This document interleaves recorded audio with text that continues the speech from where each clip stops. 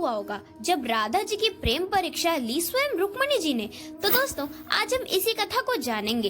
दोस्तों इस कथा को हम प्रचलित जरूर कह सकते हैं, जिसे बाद में शायद गोपियों के भाव को शुद्धता से दर्शाने के लिए सिख संतों द्वारा जोड़ दी गई हो, क्योंकि भगवान श्री कृष्ण के पूरे जीवन के बारे में बताने वाले सबसे प्राचीन ग्रंथ जैसे कि श्रीमद् भागवतम, वेद सचित महाभारत और श्री विष्णु पुराण जैसे अनेक ग्रंथों में ये कथा हमें देखने को नहीं मिलती है।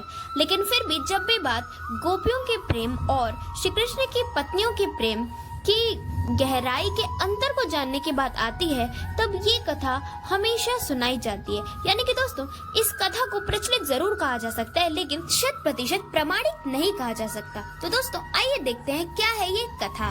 तो दोस्तों एक बार नारद मुनि द्वारका में श्री कृष्ण के महल आए। भगवान श्री कृष्ण तो नारद मुनि को देखते ही समझ गए कि ये पक्का किसी उद्देश्य से आए हैं। माता रुक्मणी ने नारद मुनि की काफी अवभगत की, उन्हें भोजन दिया, लेकिन नारद मुनि ने ये कहते हुए भोजन को मना कर दिया कि उनका पेट तो बेहद भरा हुआ है। वे यहाँ आने से पहले वृंदावन गए थे, जहाँ जब गोपियों को और खासकर कि राधा रानी को ये पता चला कि वे भगवान श्री कृष्ण से मिलने जा रहे हैं, तब उन्होंने नारद मुनि की इतनी सेवा की, इतने पकवान खिलाए कि अब तो नारद मुनि के पेट में सांस लेने तक की जगह नहीं है। ऐसा सुनकर रुक्मणी जी के भाव ही बदल गए। तब फिर नारद मुनि बताते हैं कि गोपियों ने वहाँ पर श्री कृष्ण के बारे में नारद मुनि से हजारों सवाल पूछे, लेकिन राधा रानी अकेले एक कोने में शांत खड़ी रही। नारद जी को राधा रानी की चुप्पी नहीं भाई, इसलिए उन्होंने खुद आगे बढ़कर राधा रानी से पूछ लिया कि आप इतनी शांत क्यों हैं? क्या आप अपने कृष्ण के विषय में कुछ नहीं जानना चाहती कि वो कैसे हैं और कैसे रहते हैं?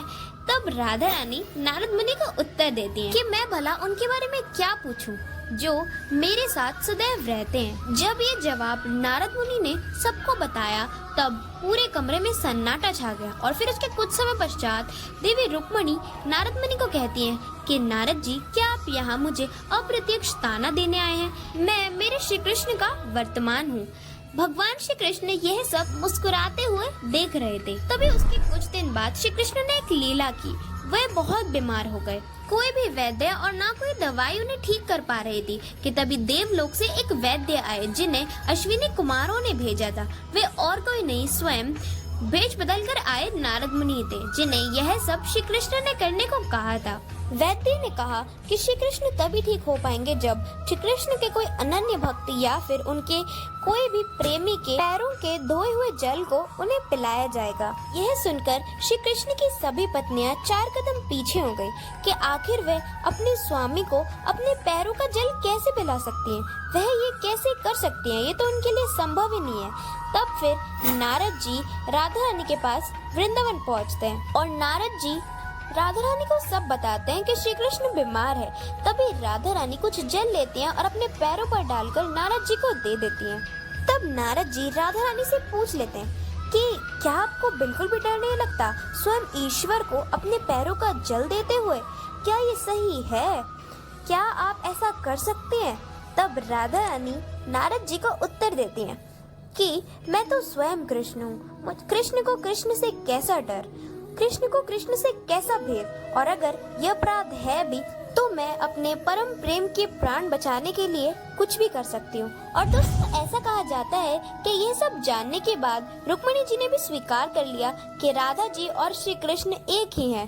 राधा जी और गोपियों का प्रेम ही सर्वश्रेष्ठ है। तो दोस्तों आप बात करते हैं कि क्या ये घटना, क्या ये कहानी सच है या नहीं।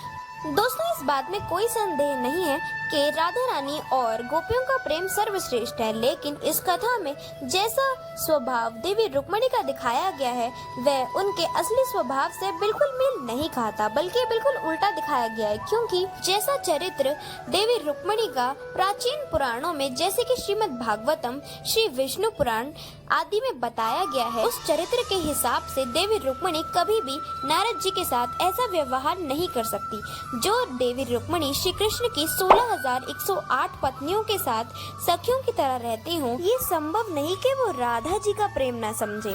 इसके अलावा दोस्तों इस कहानी को अलग अलग तरीकों से बताया जाता है। कुछ कहानियों में ऐसा कहा जाता है कि जब श्री कृष्ण बीमार पड़े तब नारद जी ने श्री कृष्ण के लिए किसी उनके अनन्य भक्त की चरण धूल लाने को कहा। तब सभी श्री कृष्ण की रानियां वृंदावन राधा रानी से उनके चरण धूल लाने गई थी। और दोस्तों, अगर हम गर्ग संहिता को देखें तो उसकी 16 और 17 अध्याय में साफ तौर पर ऐसा बताया गया है कि श्री कृष्ण की 16,000 पत्नियां और श्री कृष्ण राधा रानी से सिद्धाश्रम में मिलते हैं और उनका आदर सत्कार करते हैं, लेकिन इसमें कहीं भी ऐसी कोई भी घटना का वर्णन हमें नहीं मिलता है। और तो और दोस्तों, सिद्धाश्रम वाली घटना के बाद श्री कृष्ण पत्नियां और गोपियां न कभी मिल पाई थी और न कोई भी ऐसी घटना घटित हो पाई थी और न कोई भी ऐसा संवाद हो पाया था। तो दोस्तों, आई होप आपको आज का वीडियो अच्छा लगा हो, मजा आया हो, कुछ नया देखने को मिला हो। तो मिलते हैं नेक्स्ट वीडियो में, तब तक के लिए राधे राधे।